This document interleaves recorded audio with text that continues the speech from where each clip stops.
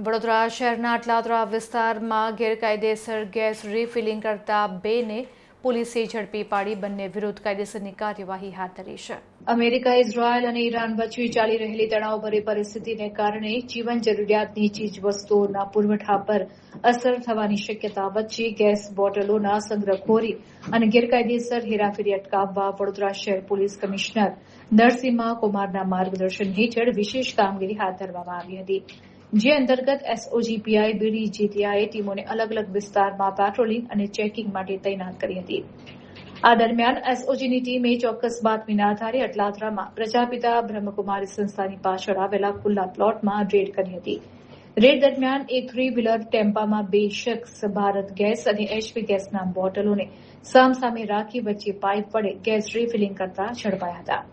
પૂછપરછમાં driver વિશાલ થોરાટ અને helper Rahul ગવરે રુદ્ર gas agency સાથે સંકળાયેલા હોવાનું સ્વીકાર્યું હતું.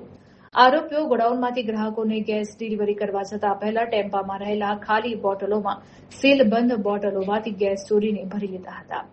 આ ગેરકાયદેસર પ્રવૃત્તિ તેઓ પોતાના આર્થિક લાભ માટે કરતા હતા તેમજ ઓછા ગેસ ભરેલા બોટલો ગ્રાહકોને આપીને છેતરપિંડી કરતા હતા.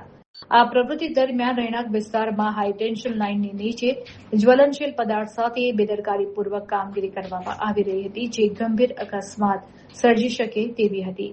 પોલીસે આરોપીઓ પાસેથી ટેમ્પો, ગેસનો બોટલ, મોબાઈલ ફોન, ડિજિટલ વજન કાંટો સહિત કુલ ₹1,31,657નો મુદ્દામાલ કબજે કર્યો છે. જ્યારે ટેમ્પાના માલિક દીપક સરાણિયા ફરાર હોવાનું સામે આવ્યું છે. આ મામલે ગુનો નોંધીને આરોપીઓને વધુ તપાસ માટે અટલાદરા પોલીસ સ્ટેશનને સોંપવામાં આવ્યા છે.